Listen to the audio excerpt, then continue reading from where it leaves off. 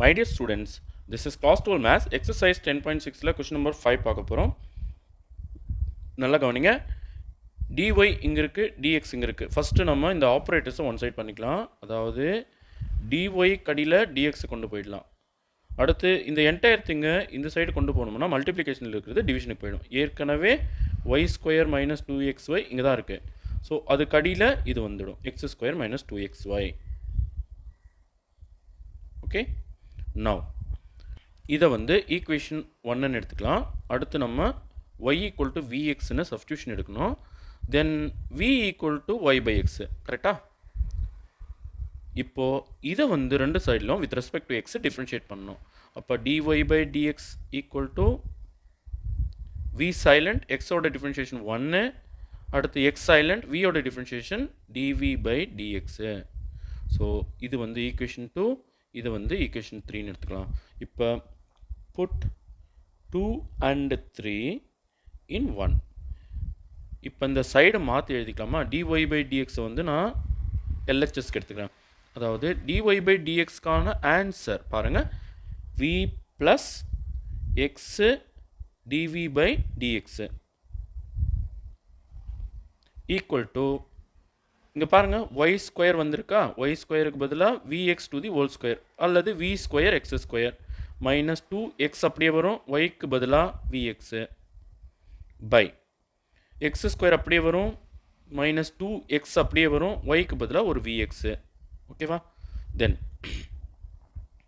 v plus x dv by dx equal to, இங்கே பாருங்கள் இது ரெண்டையும் மல்டிப்ளை பண்ணால் எக்ஸ் ஸ்கொயர் வருமா?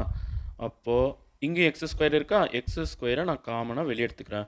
அப்போது இங்கே வி ஸ்கொயர் மீந்து நிற்கும், இங்கே எக்ஸ் ஸ்கொயர் போக மைனஸ் 2vன்னு வரும். இங்கே பாருங்கள் இது ரெண்டையும் மல்டிப்ளை பண்ணால் எக்ஸ் ஸ்கொயர் வருமா? இங்கே ஒரு எக்ஸ் ஸ்கொயர் இருக்கா, எக்ஸ் ஸ்கொயரை காமனாக வெளியே எடுத்துடலாம். அப்போ இந்த பிளேஸில் ஒரு 1 வரணும், இங்கே எக்ஸ் ஸ்கொயர் போக மைனஸ் 2v வரணும். Okay, then x square cancel பண்ணிடலாம். தென் இந்த வியும் அந்த சைடு கொண்டு போயிடலாம். அப்போது x dv by dx equal to v square minus 2v by 1 minus 2v minus v. Okay, இந்த v கடியில் ஒரு 1 போடலாம். அப்போ x dv by dx equal to, இவங்க ரெண்டு பேருக்கும் எல்சிஎம் எடுக்கிறோம், 1க்கும் 1 மைனஸ் 2vக்கும், 1க்கும் 1 மைனஸ் 2vக்கும் எல்சிஎம் 1 மைனஸ் 2v தான். அப்போ எல்சிஎம்முக்கு மேலே இருக்கிறது ஆஸ் இட் இஸ் எழுதணும். அதாவது v ஸ்கொயர் மைனஸ் 2v அப்படியே எழுதுகிறோம். இப்போ இது கிராஸ் மல்டிப்ளிகேஷன் பண்ண இல்லையா, minus v into 1 minus v minus 2v into minus v plus 2v square. Okay, இப்போது x dv by dx equal to, இங்கே பாருங்கள் இது ஒரு 1v ஸ்கொயர், இது ஒரு 2v ஸ்கொயர், ரெண்டுத்து சேர்த்து 3v ஸ்கொயர், இங்கே ஒரு மைனஸ் 2v, இங்கே ஒரு மைனஸ் 1v, ரெண்டுத்து சேர்த்து minus 3v by 1 minus 2v. Okay,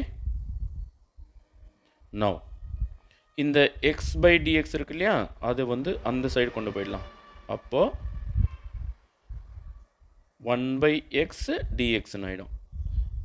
இந்த எக்ஸ்பிரஷனை நம்ம அந்த சைடு கொண்டு போனோமா ரெசிப்ரோக்கலாக மாறிடும். அதாவது 1 மைனஸ் 2v மேலே 3 வெளியே எடுத்துடலாம், v ஸ்கொயர் மைனஸ் v கீழே வந்துடும். ஓகே, ஒரு dv இருக்குது மறந்துடாதீங்க, dv நான் எங்கேயும் கொண்டு போகல.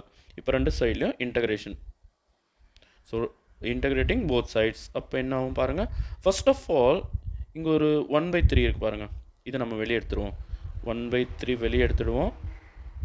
1 மைனஸ் 2v dv கீழே v square minus v. Okay, equal to integration of 1 by x dx.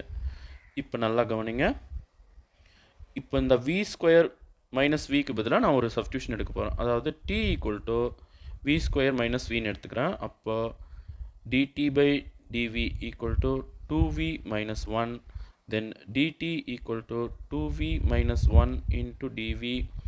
இப்போ எனக்கு இது வந்து 1 மைனஸ் 2vன்னு இருக்கு இல்லையா, ஸோ எனக்கு 1 மைனஸ் 2v வேணும். அப்போ நான் மைனஸை காமனாக வெளியே எடுத்துக்கிறேன். அப்போ dt ஈக்குவல் டு மைனஸ் 1 முன்னாடி வந்துடும், 2v பின்னாடி போயிடும் dv. இப்போ இந்த மைனஸை தூக்கி இந்த சைடில் போட்டுடலாம். அப்போ minus dt equal to 1 minus 2v dv. Okay, so இதுதான் நமக்கு வேணும். ஓகே, ஸோ இப்போது இதுக்கு பதிலாக என்ன போடணும்? t போடணும். 1/3 இன்டகிரேஷன் ஆஃப் 1/t. ஸோ இது ரெண்டும் சேர்ந்து என்ன வரும்? மைனஸ் dt வரும். Into minus dt equal to integration of 1/x dx.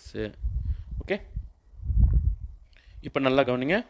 இந்த மைனஸும் நான் வெளியே எடுத்துக்கிறேன். அப்போ மைனஸ் வெளியே வந்த பிறகு இங்கே என்ன இருக்குது? 1/t dt. அப்போ இதுக்கு log tன்னு வந்துடும்.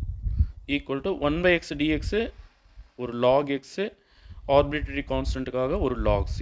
ஓகே, தென் இது வந்து பவராக போயிடும்.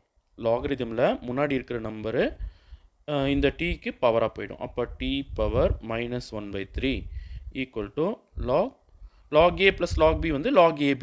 அதே போல் log x plus log c வந்து log xc. ஓகே, now இது வந்து log t power 1/3 minus 1/3 log xc. அப்போ log கேன்சல் பண்ணிடலாம். அப்போ t power minus 1/3 equal to xc. now இந்த பவரை இந்த சைடுக்கு ட்ரான்ஸ்ஃபர் பண்ணோம்னா ரெசிப்ரோக்கல் பவராக மாறிடும். அதாவது t equal to X power minus 3/1, அதே மைனஸ் 3ன்னு போடலாம். எப்போவுமே இந்த பவரை வந்து வேரியபிளுக்கு மட்டும்தான் கொடுக்கணும், ஆர்பிட்ரரி கான்ஸ்டன்ட்டுக்கு தரக்கூடாது. ஸோ சி அப்படியே இருக்கும். ஓகே, ஸோ இந்த பவரை பாசிட்டிவ் ஆக்கிறதுக்காக நான் கீழே கொண்டு போய்ட்றேன். அதாவது t equal to 1/x³ power பாசிட்டிவாக மாறிடுச்சு. இப்போ நான் ரெண்டு ரீப்ளேஸ்மெண்ட் பண்ணணும். நல்லா கவனிங்க. ஃபஸ்ட்டு ரீப்ளேஸ் பண்ணணும் டிஏ. Replace t. டி யார்? கவனிங்க, v² மைனஸ் v தான் டி. ஸோ டீக்கு பதிலாக v² மைனஸ் v போட்டுடுறேன். இந்த x³ இந்த சைடு கொண்டு வந்துடுறேன். Into x³ equal to C. ஓகேவா? தென் v-ஐயும் ரீப்ளேஸ் பண்ணணும். Replace v. v யார்? y/x. ஸோ x³ இன்ட்டு v²க்கு பதிலாக y²/x² மைனஸ் vக்கு பதிலாக y/x ஈக்குவல் டு சி. இப்போ நான் உள்ளே கொடுத்து மல்டிப்ளை பண்ண போகிறேன் இந்த ரெண்டு டேர்மையும். அதாவது x³ y²/x² minus x³ y/x equal to C. இப்போ இங்கே ரெண்டு பவர், இங்கே ஒரு பவர். இதை அடிச்சுட்டு ஒரு எக்ஸ் போட்டுருவோமா? இங்கே ஒரு பவர், இங்கே 3 பவர். இதை அடிச்சுட்டு இங்கே x² போட்டுருவோமா?